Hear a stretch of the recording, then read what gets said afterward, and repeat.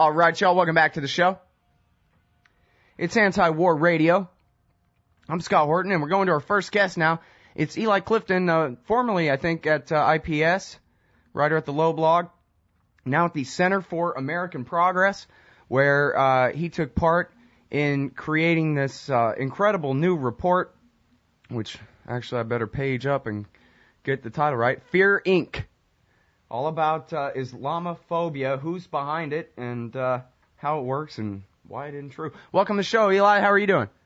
I'm doing well. Thanks for having me, Scott. Well, I'm really happy to have you here. This is such an important piece of journalism that you guys have got here.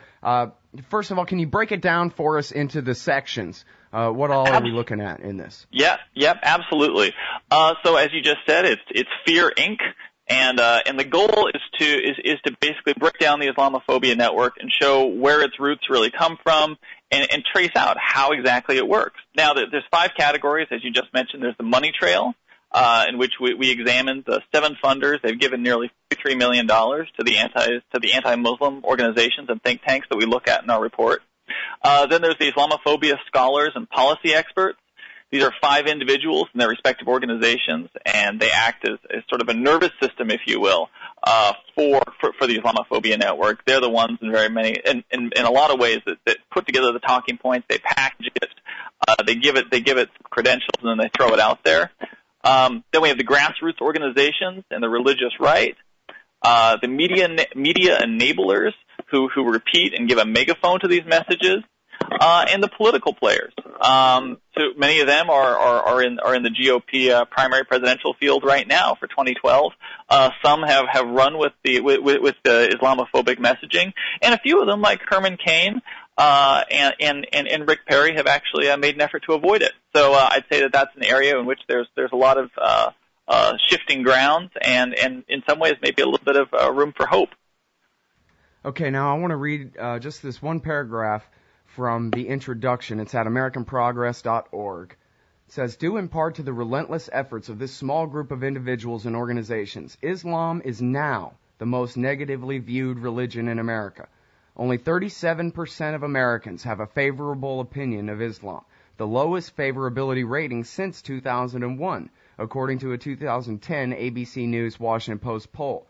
According to a 2010 Time magazine poll, 28% of voters do not believe Muslims should be eligible to sit on the U.S. Supreme Court, and nearly 1/3 of the country thinks followers of Islam should be barred from running for president.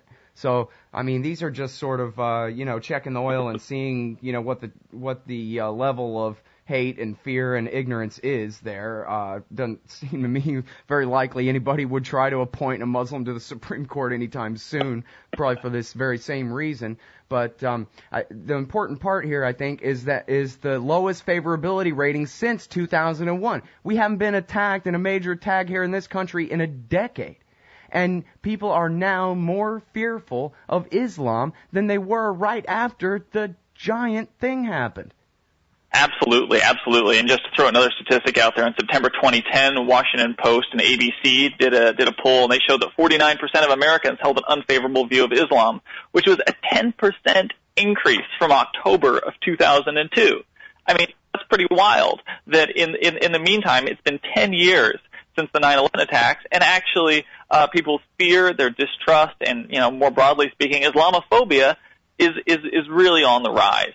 And kind of our sense of it, and what we try to conclude is once again, there's a hopeful message here. Is that it's not unique to Muslims, the type of distrust and paranoia that's out there right now, and in so many ways, it closely mirrors things that we've seen before in American history, and things that when we look back on it, everybody, bipartisan, by far the bipartisan consensus is that these were mistakes. And you look back at the treatment of, for instance, Irish Catholics or Jews, or the Red Scare, the McCarthy hearings, and I think generally, or even a better example, Japanese Americans on the West Coast. And I think when people look back on it, the sense is that that people's paranoias and the misinformation simply got away from them, and that you look back on it and say that was a huge mistake. Yeah, well, and the thing about it is, let's get right to the heart of this. What is Sharia, and, what's with your rose-colored glasses? Isn't it a terrible threat to us? What's going on here? Well, I mean, I think so much of what we hear about it, and frankly, even the fact that we hear the term so much these days, is largely a product of what we identify as the Islamophobia Network. That there's all sorts of broad claims now being made, about Sharia and about practicing Muslims, and that they can't be trusted or something. And so many of these are just factually wrong, if not just clearly fabricated with the intent of stoking fears.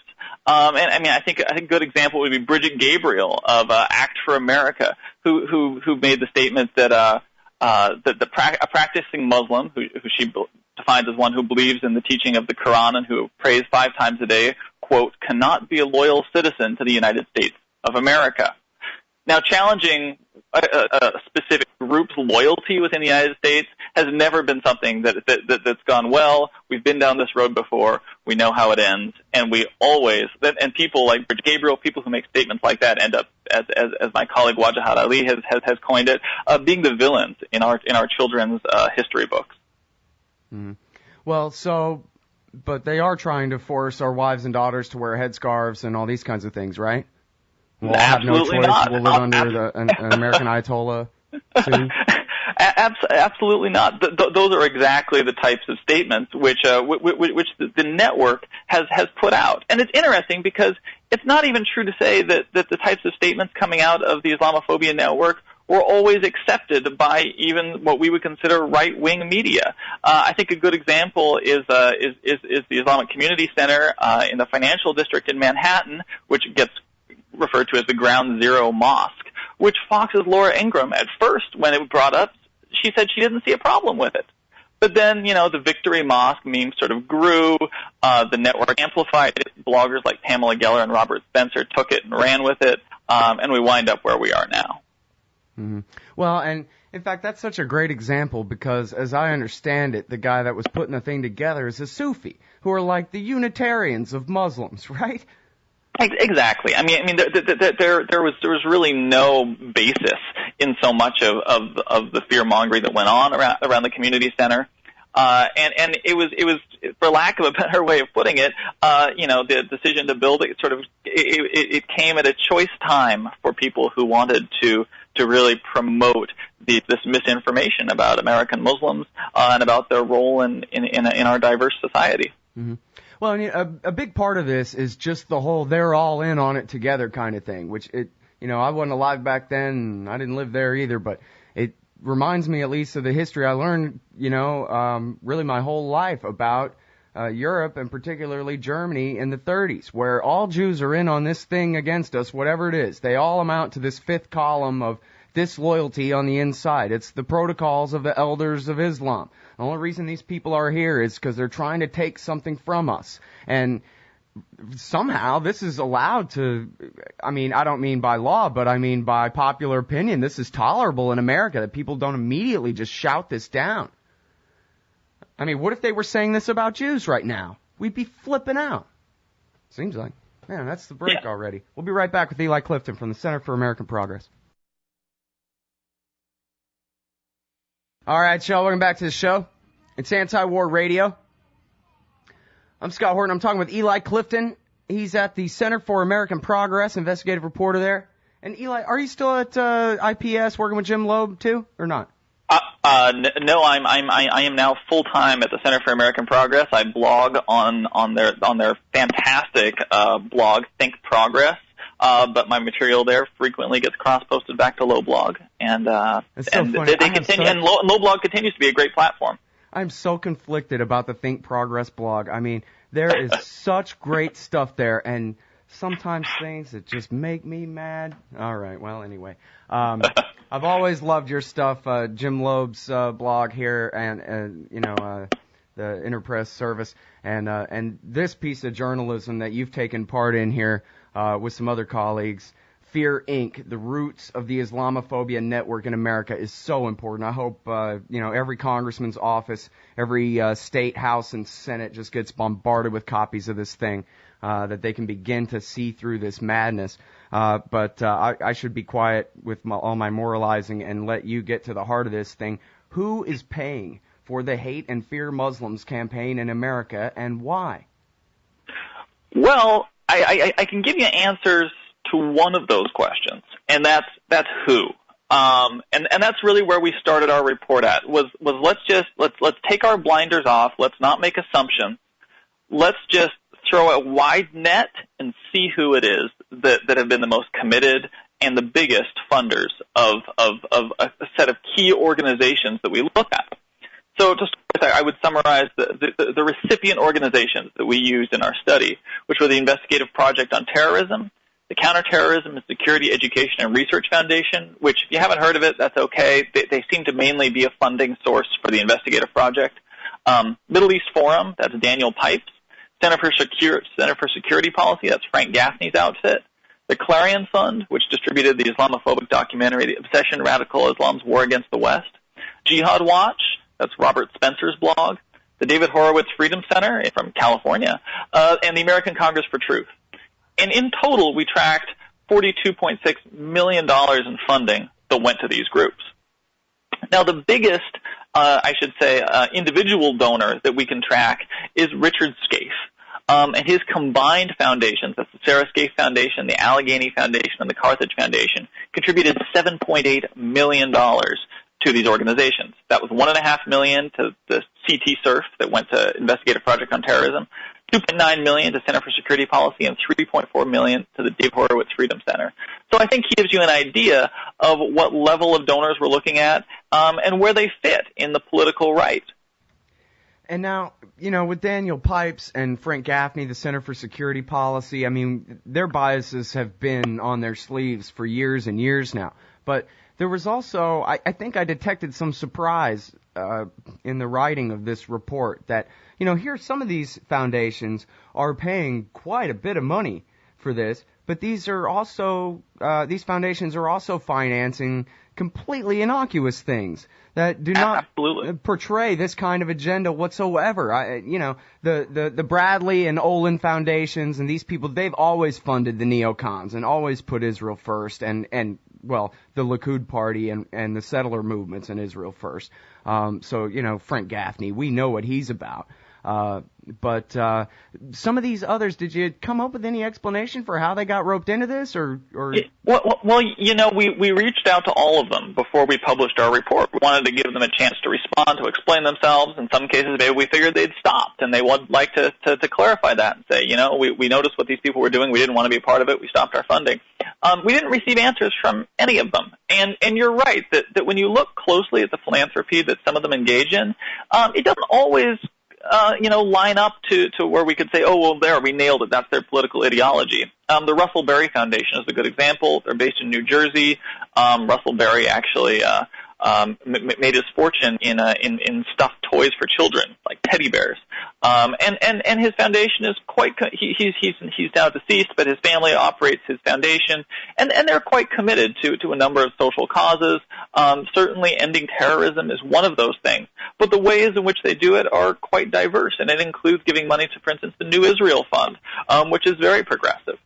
Now, we actually have heard from a board member from one of these foundations who expressed surprise that the foundation was still engaging in the type of philanthropy that we described, and was quite upset to hear that their name was brought up. Really? And so it is having, that's the effect we wanted. We want to call people's attention to it, and that includes the donors. Mm-hmm. Well, it seems so incongruent. $50 million over 10 years is enough to just completely dominate all discussion of Islam and terrorism in America this way? Well, Scott, that's not all the money that goes to these foundations. We identify that as some of the most committed and very often the seed money that started off a lot of these foundations. Mm-hmm. But there are other donors. So this is a portion of it. This isn't everything. But I think this is some of the most important money that goes to them. Well, and now I should give you a chance to comment on my radical assertion that the Center for American Security Policy and some of these others quite clearly put the interests of the right-wing parties in Israel first. Do you get any hint of that here? I think in some cases, you could make that assertion. I think in others, they're very focused about their dislike of American Muslims, and they want to marginalize American Muslims in our society. So I think that both in terms of the donors and in terms of the recipients, you'll get a range of motivations for what they're engaged in. I think Richard Scaife as a donor is just generally involved in right-wing causes. Mm-hmm. And it goes back 50 years, his right-wing philanthropy. He's a major donor to the Heritage Foundation, and he sits as their vice chairman. And he played probably the largest role of anyone in pushing the Vince Foster conspiracy scandals or conspiracy theories around Bill Clinton. And he did that through his ownership of a newspaper in Pittsburgh. So, Richard Scaife is a good example of somebody who I believe is on the right, and their motivations are broad, but the way that they operate can be very disciplined. In the case of creating an echo chamber and then boosting the experts, who then get a chance to put out talking points.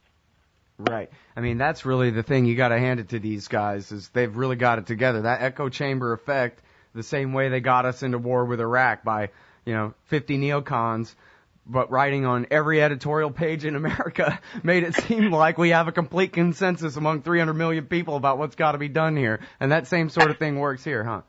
Absolutely. And as I went back to with sort of the comment of Laura Ingraham with Fox News, in many ways, the American right and the conservative movement haven't always ran counter to American Muslims.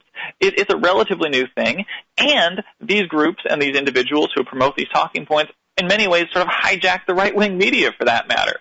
There's not a long history of them going out to marginalize Muslims. It's a relatively new thing, and it's actually steadily increased, as we were discussing earlier, from the year or so after 9/11, when you would have thought that would have spiked. It's actually continuing to go up. Mm-hmm. Well, and part of this, again, it's called Fear Inc., the roots of the Islamophobia Network in America. And in part of this, y'all focus on John Hagee and Ralph Reed and Pat Robertson and what I would consider like the mainstream religious right in America. And they're picking up of all of this narrative. They have the Christian right plays a very important role in this echo chamber we just discussed, because they have their own media outlets like the Christian Broadcasting Network. Right, and so what that means in effect is millions and millions of people are subject to this. And do you know, in the Cornerstone Church they talk about this on the pulpit on Sunday morning? The threat of Islamic Sharia here? Yeah, absolutely. It's really broadening where all you hear this stuff. Yeah. All right, hold it right there. We'll be right back. One more segment with Eli Clifton from the Center for American Progress. Fear Inc., the roots of the Islamophobia Network in America. All right, y'all, welcome back to the show. It's Anti-War Radio. We got Eli Clifton on the line from the Center for American Progress. He, Wajahat Ali, Matthew Duss, Lee Fang, Scott Keyes, and Faiz Shakir have put together this incredibly important piece of journalism called Fear Inc., the roots of the Islamophobia Network in America. And now, Eli, I was hoping we could talk a little bit about, the effect that this has had in American society, the victories these guys have won. For example, I've never heard of anyone going around and teaching local police departments across the country that Islam's not a threat. The September 11th attacks were never about Islam or radicalism. It was about revenge for foreign policy. And if people in your neighborhood don't actually know any Al-Qaeda guys, then they're probably not going to blow anything up. Instead, all they're hearing is that mosque, in your town is probably hatching plots against everyone else. Yeah, and I think that the people you need to look at, who are probably some of the key individuals in forming that, largely fictional threat, are Frank Gaffney of the Center for Security Policy and his attorney, who was also the attorney for Pamela Geller, I might add, in her Stop Islamization of America group, David Yerushalmi. And they have played no small role with both reports that they've issued, as well as their ability to push things through their network of grassroots supposed organizations, to really push this idea of a stealth jihad, or the supposed danger of Sharia law. But when you take a closer look at these people, and when you really look at the things they've said, I mean, they come off as truly just bigots that anybody, and certainly Americans who have seen this type of thing before, I believe will identify them as. I mean, Frank Gaffney, he released his quote, Sharia, the Threat of America, and that frames Sharia as a totalitarian ideology and a, quote, legal, political, military doctrine. Now, very few people share that definition with Frank Gaffney, but it's become accepted in this small network, and that's what we really try to highlight. That when you look at the things these people have said, there's just no question that they're bigots. Let's use an example from Frank Gaffney. He wrote in the Washington Times, most mosques in the United States are actually engaged in, or at least supportive of, totalitarian seditious agenda they call Sharia. Its express purpose is undermining and ultimately forcibly replacing the U.S. government and its founding documents. Now, what Gaffney is mirroring is the type of fear-mongering that he was doing 20 years ago, because he got started not as an Islamophobe, but about raising concerns about the Red Scare and about the rise of communism. Mm-hmm. So it's really sort of, he goes full circle. It's constantly a threat out there that there's always got to be a threat to justify the existence of the Center for Security Policy. Mm. It might be fun to go back and try to find some Gaffney quotes about the Mujahideen in Afghanistan in the 1980s. I bet you could find some good ones there. Yeah, the more you believe in Islam, the better a freedom fighter you are. Everybody knows that. Yeah, exactly. But, and I do want to go back to something you were saying earlier about, what can we draw parallels to with what we're seeing right now? And I don't believe it's actually fair to draw the parallel to the rise of anti-Semitism and anti-Jewish thought and opinion in Germany, because in many ways it found success in what it did, which was awful. What I think is really important. I didn't mean to say it had gone that far yet, but it's the same kind of conspiracy that, they can all hear each other thinking, and they're all in on it against us. Absolutely. You're dead on with that. And I think what we should be looking at, though, is actually, it's funny. I was just listening to the promo on Anti-War Radio, and there was you were playing a fake headline from Onion News about the Japanese internment camp that had been overlooked and was only now being decommissioned. Right. And I think that's actually a far better parallel. We've seen this type of bigotry before. We've seen this type of intolerance before. We've seen this type of paranoia before. And it always goes the same way in the U.S. It takes a little while. It gains some traction. People realize what it is. Hopefully this report will be a part of that, and then you see people very quickly denouncing the people involved with it, feeling silly that they ever even remotely thought there might be a little bit of credibility to what was being said, and these people go down as the villains in the history books. Mm-hmm. Well, and I'm reminded while reading this thing of Bill Moyer's statement that in America something has changed drastically for the worse. The delusional is no longer marginal. And now here's this, pretty much mainstream kind of narrative being pushed by somebody like David Yerushalmi, who reads as though he might be a Jew who'd be welcome into the Ku Klux Klan for as much as he hates black people. Yeah, I mean, when you look at the things that the Yerushalmi has said, I mean, the Klan analogy might not be that far off. The Southern Poverty Law Center concluded that, quote, he has a record of anti-Muslim, anti-immigrant, and anti-black bigotry. He described African Americans as, quote, a relatively murderous race killing itself. And he believes that, quote, Muslim civilization is at war with Judeo-Christian civilization. The Muslim peoples, those committed to Islam as we know it today, are our enemies. So I think when you hear things like that, it's pretty clear where these people are coming from, and these are the types of quotes we really need to highlight. Yeah, it's just amazing that the discourse is being set by people like this. And for that matter, Frank Gaffney, Ronald Reagan and George H.W. Bush called the neocons the crazies in the basement, and they were to be kept in the basement. And Gaffney never even could get confirmed, I don't think, as Assistant Secretary of Defense or whatever. And they were marginal, the neocons. And now they still, even after being discredited from the Iraq War, but in almost all quarters, they still get to set the narrative here. It's true, and especially people on the fringes like Frank Gaffney. I mean, he says things that simply just don't get highlighted. But when you do see it, you're not going to believe anything else he says. For instance, he said the Obama administration's missile defense logo, quote, appears ominously to reflect a morphing of the Islamic crescent and star with the Obama campaign logo. I mean, that's just laughable. Yeah, it was an atom.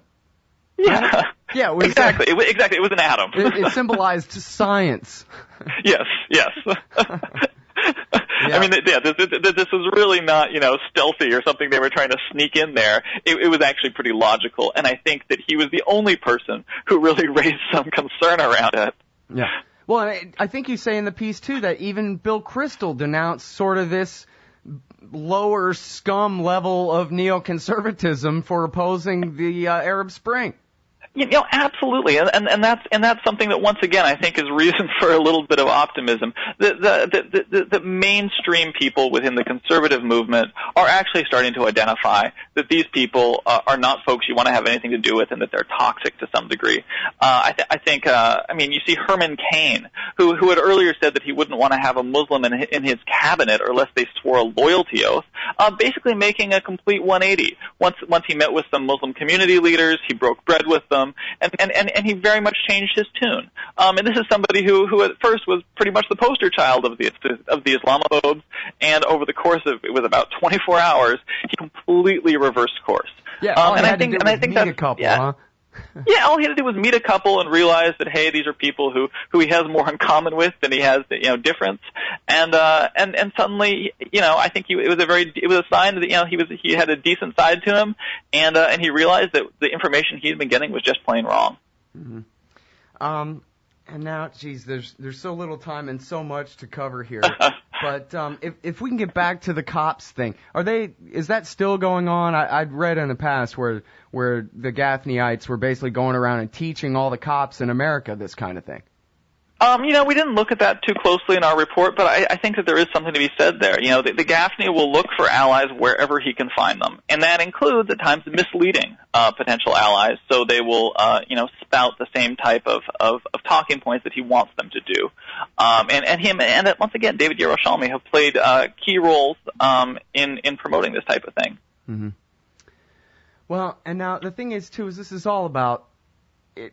Well, I don't know. You said there are some who are just, support right-wing causes always and they think this is good domestic politics or whatever. But it seems to me like the root of this all goes back to September 11th and the political establishment's unwillingness to say, well, we brought this on ourselves by occupying Saudi Arabia in order to enforce the blockade on Iraq. And so instead, they hate us because we're good. And why would anyone hate us because they're good? It must be that different religion of theirs that they believe, and maybe there's a gray scale of extremism. And once you get to a certain level of extremism in your Islam, that's when you attack good things or whatever. But this all comes back to that big lie that the September 11th attack or any of the Al-Qaeda attacks before that were about that we're Christians and have primary elections over here in North America instead of our intervention in the Muslim world, supporting Hosni Mubarak and the kings and emirs and sultans of the region, etc.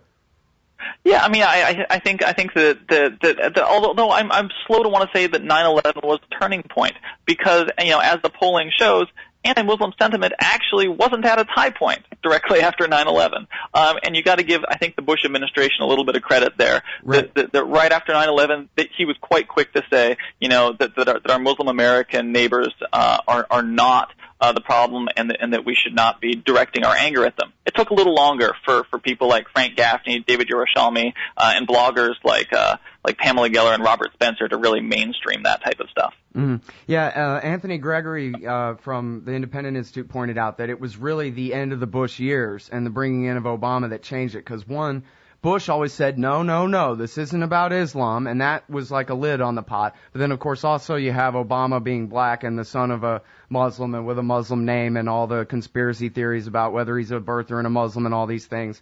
And, of course, he never came right out and said, look, I'm not a Muslim, and what if I was anyway? There's nothing wrong with being a Muslim and like that. He never really stood up on the issue. And so someone in my comment section pointed out he bears his own responsibility for that. But that it was really the end of the Bush years that sort of let the pot boil over, where now there's really no one organized except I guess the Center for American Progress, to say, like, look, this just isn't right. Yeah, I mean, I think you're right that there was a bit of a perfect storm. That we had the Bush administration who had made an effort to keep a lid on that for 2 terms, and only really at the end when you had Obama running for president. I think they just couldn't keep the lid on it anymore. Yeah. And although I don't think they ever participated in pushing it, I think just their ability to control these people, that people wanted to go forward with hitting Obama on supposedly being a Muslim. I think Obama's been pretty clear that he happens not to be a Muslim, but that shouldn't be an issue. And you have Obama. He has a funny sounding name for a lot of people, and he's black, and I think that probably does play some role in it. I mean, the people that push this see that as just one more little hook they can use. Yeah. I hate to say I agree with Colin Powell about anything, but he actually stood up and said, you know what? What if Barack Obama was a Muslim? What are you trying to say? That Muslim children in America are to believe that, yeah, you can grow up to be anything you want except, a politician participating in our democratic system, or that they're somehow illegitimate? It's wrong. Forget that. He's the only one who really denounced that from that level of politics.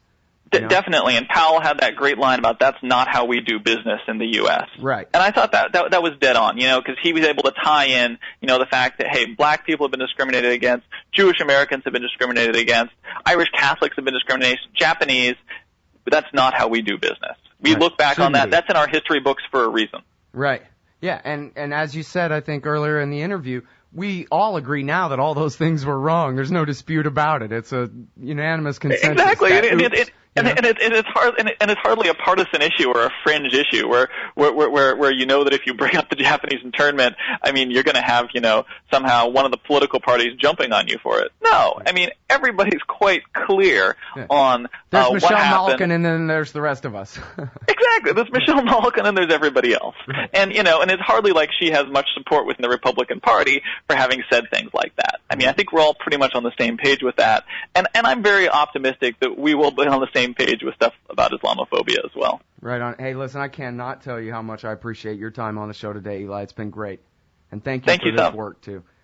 Thanks, Scott. It's been great. Everybody, that's Eli Clifton from the Center for American Progress, AmericanProgress.org. Get your hands on this PDF file, print it out, fax it over to all your politicians in your local area, whatever, your senators.